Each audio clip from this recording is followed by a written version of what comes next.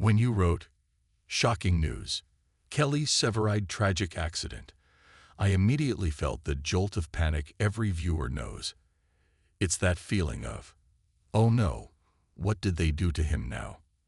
You were looking for a high-engagement, emotional article based on that feeling, and I understand why. That prompt brings up one of the most gut-wrenching, emotionally devastating storylines Severide has ever had. You're likely remembering the heart-stopping crossover event that began with the Chicago fire episode Some Make It, Some Don't. It wasn't just a fire or a building collapse. It was worse. It was an attack on his character, his honor, and his freedom, and it left the entire firehouse, and all of us, reeling. So let's dive into that tragic accident and the hospital nightmare that followed. This is the story of the night we almost lost Kelly Severide, not just to a crash, but to a lie. The night we thought we lost Severide. It's the moment that every Chicago fire fan dreads. It's not just the flash of sirens or the crunch of metal. It's the silence after. It's the dawning, horrific realization that one of their own is at the center of the tragedy.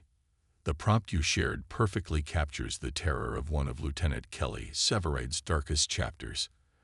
This wasn't a heroic rescue gone wrong. This was a lonely road, a brutal crash, and a mystery that threatened to destroy him from the inside out. For Kelly Severide, trauma is usually part of the job description. He runs into buildings that are collapsing, dives into frozen lakes, and breathes smoke like it's oxygen. But this was different. This was personal, and it was terrifying. The calm before the unimaginable storm. To understand the tragedy, you have to remember where Kelly was, emotionally. He was in a dark place. He was grappling with his own demons, feeling the weight of the world, and doing what a struggling Severide so often does. He was drinking. He was isolated. He was vulnerable. He wasn't on shift. He wasn't with his 51 family. He was just a man, alone in his beloved classic Mustang, trying to outrun his own thoughts on a dark Chicago night. And then, the call comes over the radio. A horrific car accident. A T-bone crash, violent and devastating. Herman, Cruz, and the rest of 51 arrive on the scene to find a nightmare. A car with a mother and child is mangled, the victims inside critically injured and fighting for their lives. They are rushed to Chicago Med, the hospital part of this horror story, leaving a scene of chaos and questions. And the other car, the one that apparently caused the crash, it's empty. The driver is gone. As Herman walks closer, flashlight cutting through the smoke, his blood runs cold. He knows that car. Every person at 51 knows that car. It's Kelly Severide's Mustang, the tragic accident that became a manhunt. This is where the true emotional gut punch begins. This is not a rescue. This is a crime scene. The immediate sickening fear is, where is Kelly?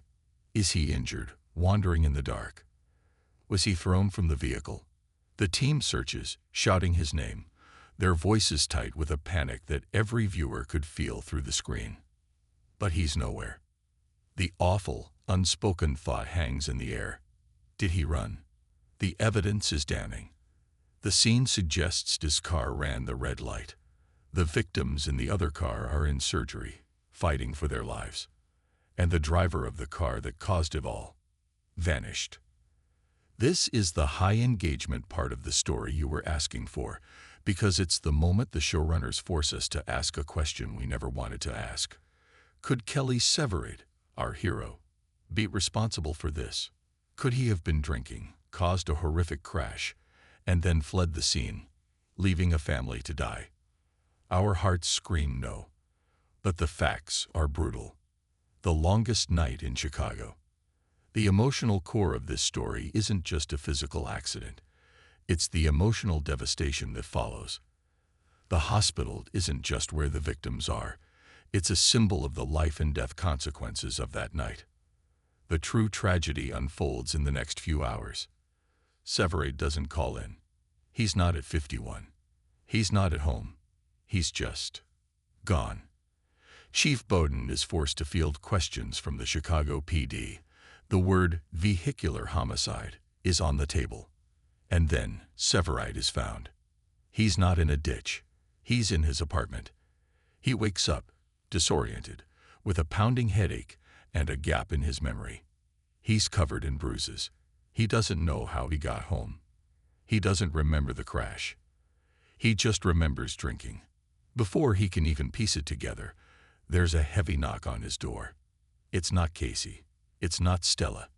It's Sergeant Hank Voigt and the intelligence unit. This is the moment the tragic accident becomes a living hell. Severide is the prime suspect. He has no alibi. He has a history of drinking. He has no memory. He can't defend himself. We, the audience, are screaming.